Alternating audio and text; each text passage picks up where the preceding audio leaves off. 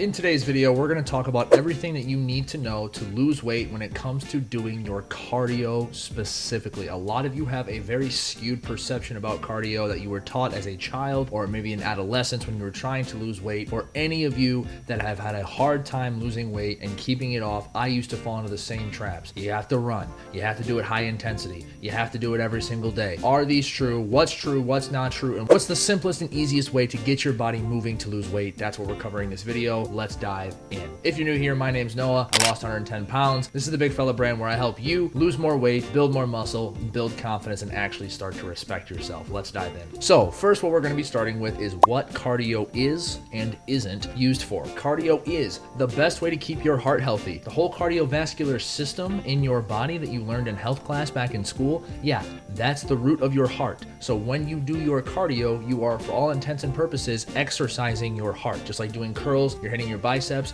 When you walk and when you run, you're hitting your heart in a good way. It's a way to clear your mind. I cannot tell you how many times I've went on walks to reset my day. I work from home, I run a business, stuff gets stressful. Home life can be exhausting, and sometimes you just need to slow down and reset. Walks are the perfect way to do that. It's also a way to burn a few extra calories. I'm gonna tell you right now, the amount of calories that you think you burn from going on the Stairmaster or doing an incline treadmill walk are way lower than you ever would have originally thought. I had a very skewed perception. I thought the treadmills and the ellipticals or the Apple Watch or Fitbits had 100% accuracy or were close to the amount of calories I was actually burning. In reality, they are way off. Now, yes, cardio will burn calories, just not nearly as many as you think. If your goal is fat loss, you need to achieve a calorie deficit through your food. If you've ever heard the term, you can't out-train a bad diet, it's the truth. Trying to lose weight by only doing cardio is like trying to travel across the country but only walking. Could you technically, scientifically do it? Yes. But is it going to make any logical sense for you to try to do it this way?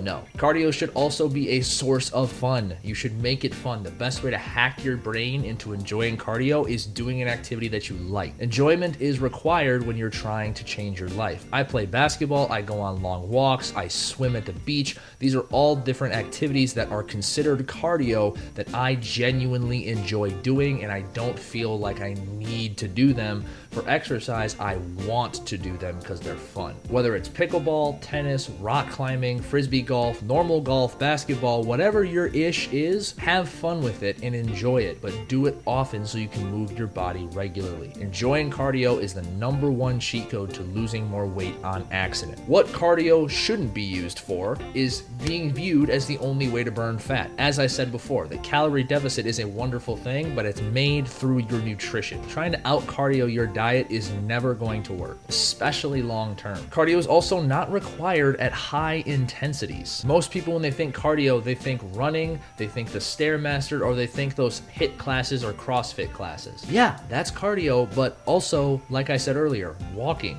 going for a leisurely bike ride, shooting some hoops, that is also cardio. The next one, this one is huge, something that you should track the calories burned. You should never be tracking the amount of calories that you burn on a weight loss journey. Whether you're using your Apple Watch or your Fitbit or any other smartwatch, you can, yes, use those to track your steps, but I highly advise against trying to track the amount of calories you burn from exercise. Sometimes they'll just tell you, and that's completely fine. But one of the biggest mistakes that I used to make that prevented me from ever losing weight was I tried to track the calories back from my exercise into my eating. So what this would really look like in an example is if my goal was 2,500 calories a day and I burned 300 calories from exercise, but then I would try to add that to my calorie total and eat 2,800. You can't trust the Apple Watch to be accurate. You shouldn't ever be trying to track your calories burned, even if it was accurate, because then it creates a terrible relationship with food and a punishment mindset. If you're watching this video, I know for a fact you've tried to do more cardio after overeating the night before to make up for it. Don't do that. And that leads us into our last one, which I already kind of explained. Cardio is not a punishment. Cardio is training your heart and keeping your heart healthy, building your body's endurance. That's what cardio is meant for. Also, if you're looking for 25 examples of cardio, here's a great example list of them. Playing catch, volleyball, jumping jacks, pickleball, golf, tennis, step aerobics, yoga, martial arts, elliptical, dancing. Dancing's one of the best things you can do for your mental health, by the way. You can see the list. I'm gonna move on. Now,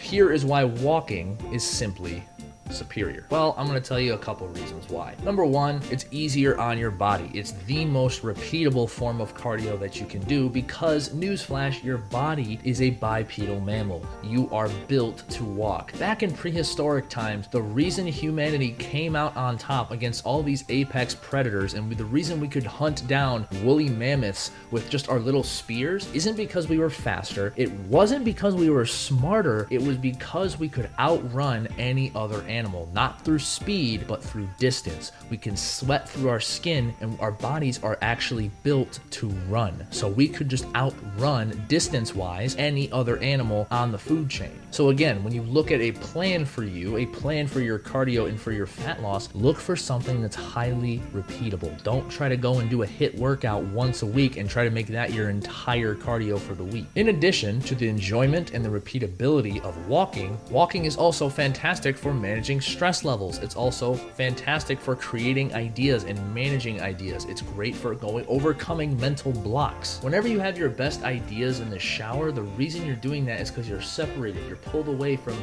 outside life. You don't have your phone. You're not talking to anybody. It's just you. So if you ever wonder why you have such good ideas in the shower, it's because you're giving your mind a chance to be still. And walking is the same way. Now, obviously, if you bring your phone or an audiobook, that's one thing, but I highly recommend every once in a while, especially if you're stressed, go on a walk with nothing on you. Don't bring your phone. Just go for a quick 10-15 minutes outside in nature with no phone. It is the most grounding thing that you can do. And I could dive into this much deeper, but I'm not going to. There have been numerous studies proving that in children, adults, and elderly, that walking for just 10 minutes a day has been proven to increase cognitive brain function. So walking isn't just for burning some extra calories, and walking isn't just for losing fat or trying to get lean. It's to actually help you problem solve. Let's talk about step counts. Everyone and their grandma has talked about tracking their steps. Everybody has talked about a 10,000 steps a day. Do you need 10K steps a day to lose weight? No. Should you be increasing the steps that you're taking?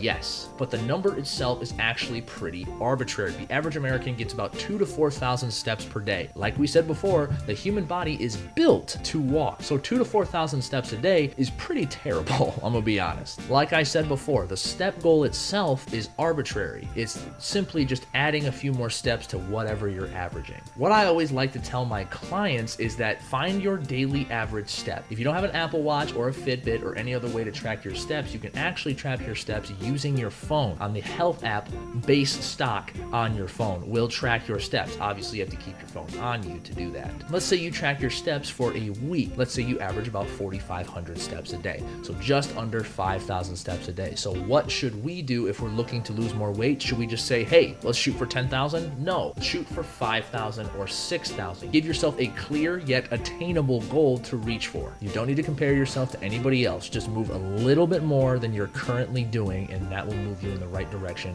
for fat loss. And if you're looking for easier ways to get more steps, it doesn't just have to come through going on walks. I love my hot girl walks. I love going on walks with friends, but the steps add up throughout your entire day. This is called non-exercise activity thermogenesis, also called NEAT. If you can increase your NEAT, you will burn more calories and fat loss will inherently become easier. It's the little things like this that make a massive difference in the long run. An easier way to get more steps and to increase that daily total looks like playing or walking with your dog. It can look like taking the stairs. It can look like parking further away from the entrance at the grocery store. Every time you get a phone call, walk around, stand while you're on the phone. That's an easy cheat code to an extra 500 to 1,000 steps a day. Just take your phone calls on the move. Walking between sets at the gym, doing chores at the house, you can kind of see where I'm coming from here. The real important thing to note about your cardio is that you need to progress it slowly. Your body weight and your cardiovascular endurance are not 100% tied together. You can actually increase the shape that you're in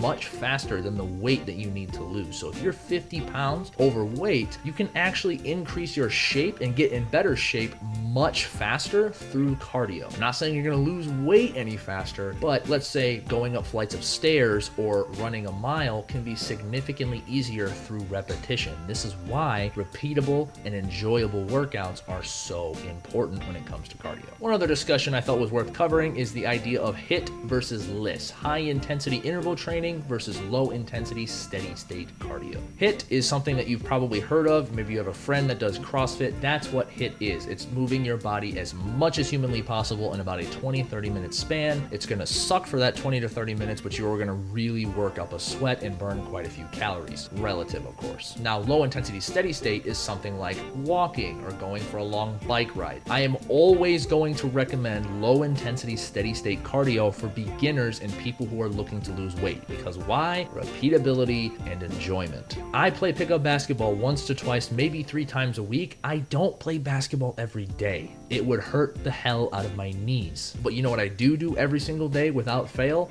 Walk. To wrap this video up, I want to give you some of my favorite, most applicable cardio hacks for you to steal to make progress on your weight loss journey. Number 1, bring a friend. Go with your wife, go with your kids, go with one of your buddies, go with your neighbor, or go meet somebody and walk somewhere. Go walk around in a new area. Walking with a friend is a great external accountability source. Makes it more enjoyable. And if you don't have anybody around you, call an old friend up and have a conversation with him. I promise you, it'll make 30 minutes of walking feel like 2. Give yourself someone to talk to while you walk, and you will walk so much further. Make a specific walking playlist. I'm a huge fan of listening to YouTube videos or podcasts while I walk. Other people obviously like listening to music. It depends on who you are as a person. But make up a playlist or have something that you like to listen to on those walks. Audiobooks and walking is a cheat code to life. Visit a new place. Go explore. Go check out a new park. Drive 10-15 minutes out and go get lost. Have some fun. It's one of my favorite things to do in life, but you know, I'm kind of a weirdo, so who knows. Obviously, I talked about walking and low intensity cardio being my favorite, but ultimately what it really comes down to is the enjoyment and repeatability. The stair stepper at the gym, fantastic. Walking, great. Swimming, amazing. Playing any sort of sport like pickleball, tennis, golf, hockey, literally any sort of sport, great cardio. It's all about what you can do repeatedly and enjoy the process. If you have any questions about your specific cardio regimen or anything about timing or how you do your cardio, drop it in the comments below and I would be happy to answer any of them. Also, if you ever think that running long distance or just running in general feels like a super unattainable goal for you right now, just would like to remind you that I was 310 pounds and I could not run a 1-mile